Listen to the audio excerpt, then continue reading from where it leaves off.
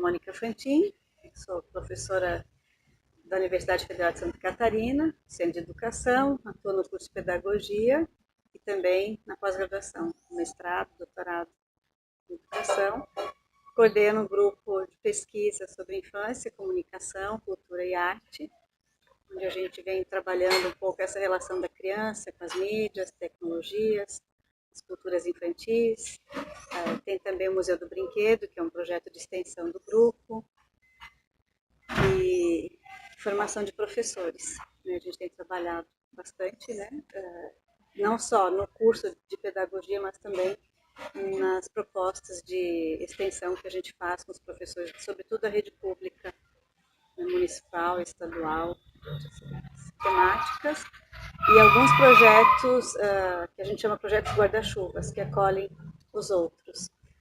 No âmbito da pesquisa, a gente tem trabalhado não só com experiências de novas metodologias de ensino, essas articulações entre aprendizagem formal e informal, inclusive com a metodologia proposta por Rivoltella, dos episódios de aprendizagem situadas. A gente fez uma aproximação aqui a respeito dessas metodologias, e também das tecnologias de sensibilidade e as fronteiras da formação. Sempre pensando, sobretudo, nessa articulação dos espaços formais, informais e não formais de aprendizagem, que emergiu, por sua vez, de uma outra pesquisa que a gente fez sobre criança e tecnologias digitais ou tecnologias móveis na escola, crianças e jovens. E aí a gente viu o quanto essas experiências estão atravessadas pelos outros espaços fora da escola.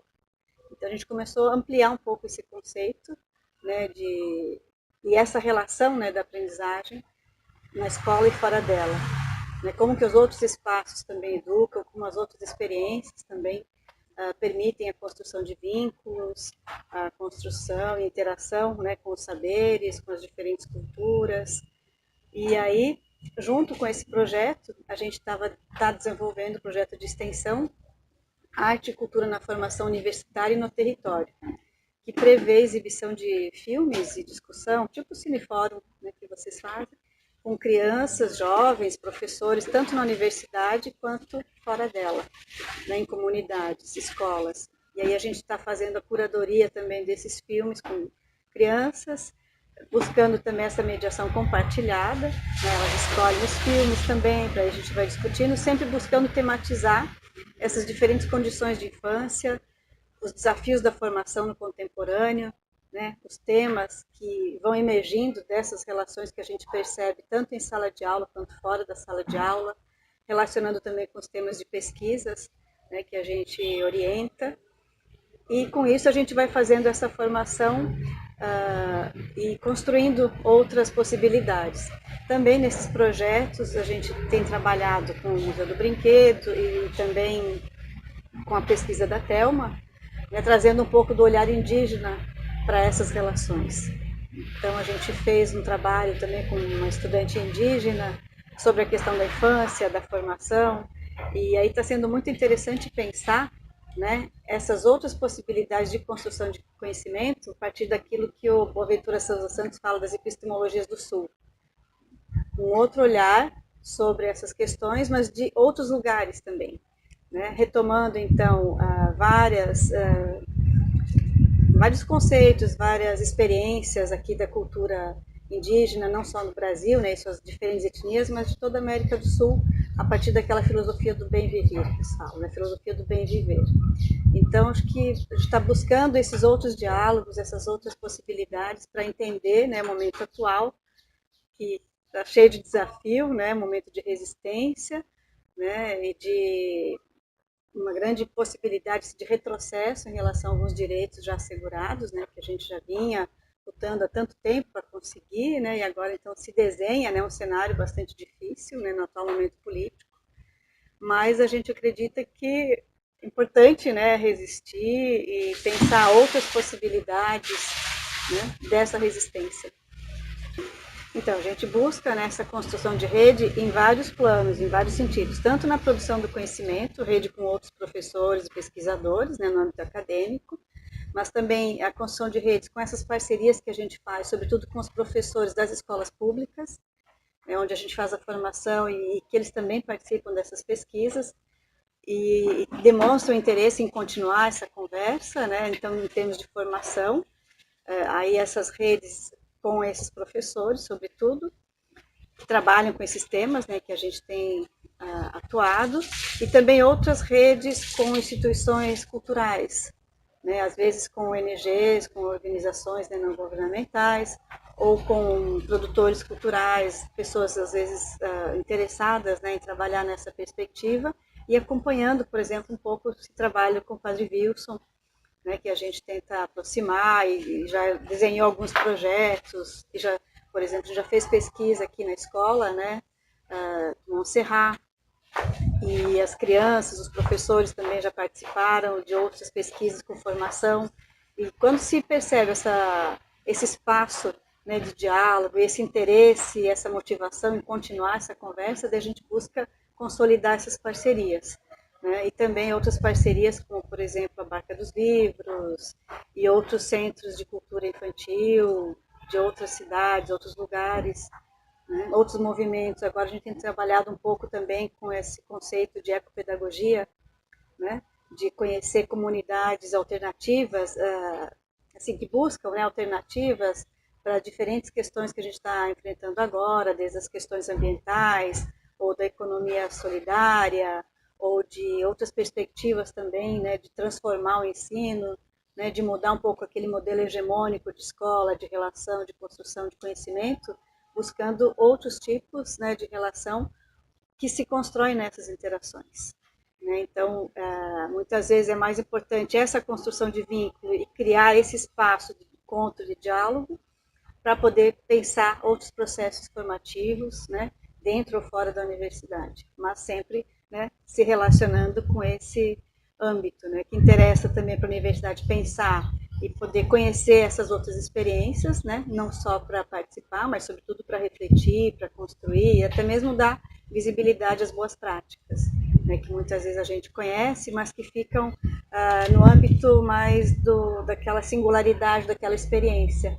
Né, e aí a gente acha que isso merece ser, né, mais conhecido, então aí o trabalho, a pesquisa é uma forma também de estar divulgando, né, e dando visibilidade a essas experiências. Há muito tempo que a gente vem trabalhando nessa perspectiva da mídia educação, no sentido assim, dessa formação crítica do professor ou do jovem, da criança, né? E aí essa formação crítica se constrói de diversas formas, né? Desde essa apropriação, né? Desse pertencimento, dessa instrumentalização, para saber operar, né, com os códigos dessas mídias, dessas tecnologias, até essa produção como possibilidade de crítica e de criação.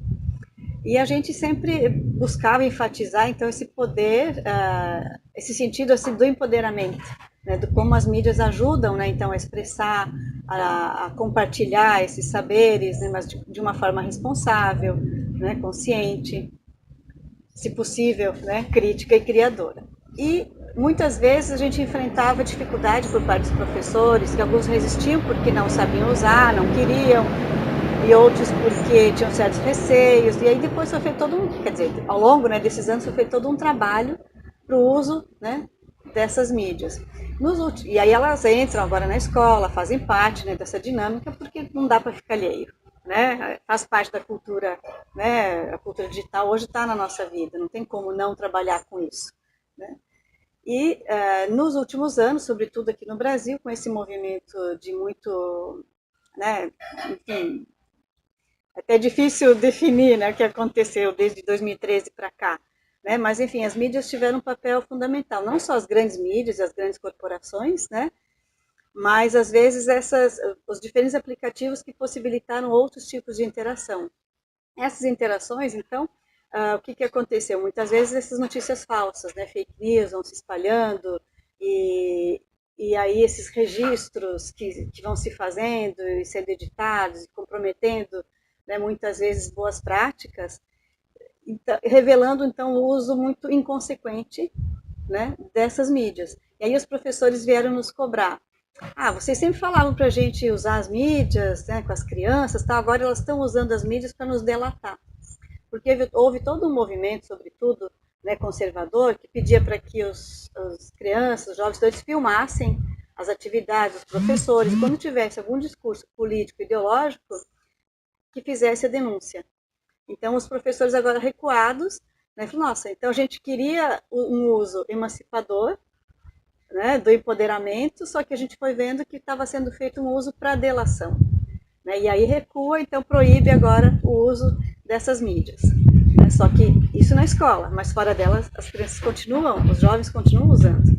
Né, e continuam sem saber identificar, por exemplo, uma notícia, né, a fonte dessa notícia, a confiabilidade dessa notícia, do que leem, do que recebem, dessas mensagens que trocam, né, vão compartilhando com todo mundo sem nem saber muitas vezes o que estão compartilhando, né, vão registrando sem os devidos cuidados, autorias, ou mesmo as crianças, né, vão navegando sem muitas vezes saber o que estão fazendo quando estão navegando, né, e a gente vê então um uso cada vez mais precoce, né, de certas mídias que muitas vezes pode trazer, né, determinados riscos se não se tem essa mediação adequada. E aí a gente também sempre se pergunta, mas como é que vão fazer a mediação se nem eles sabem, muitas vezes, o que estão fazendo, se nem eles têm essa condição, né, de avaliar criticamente o que estão fazendo. Então, acho que é esse paradoxo, né? Nunca se falou tanto nas mídias, na vida das pessoas, né? Esse protagonismo que ela está assumindo nas relações. Por outro lado, cada vez mais difícil lidar com tudo isso, com essa complexidade. Né? Então, não se trata de censurar, de proibir, porque elas estão ali e fazem parte da nossa vida. Agora, alguns cuidados que tem que ter e que tem que pensar e refletir sobre esses usos, o que só aumenta o nosso desafio. Né? Então, desde uma perspectiva mais autoral, né, do protagonismo de crianças, jovens e professores que começaram, né, a se expressar com elas, sem falar naquela condição anterior a essa, que é do acesso, né? Porque no Brasil a gente vive ainda uma exclusão digital muito grande, né? De grande parcela da população. A gente pensa que está naturalizado, que todo mundo tem acesso, quando não é verdade. Né? Grande parte da população brasileira ainda está excluído do acesso à tecnologia. Né? Então, tem toda essa questão que, se não for na escola que ele vai ter esse acesso e essa mediação crítica, dificilmente vai ter em outros espaços. Então, a gente tem esse duplo desafio, tanto do acesso, quanto daí de um uso, né, adequado, entre aspas, né, de desenvolvimento, uma perspectiva cidadã, né, de autoria, de protagonismo, de pertencimento. Então, a gente agora se depara, né, cada vez mais com essa questão da mídia e tecnologia, sobretudo no momento atual.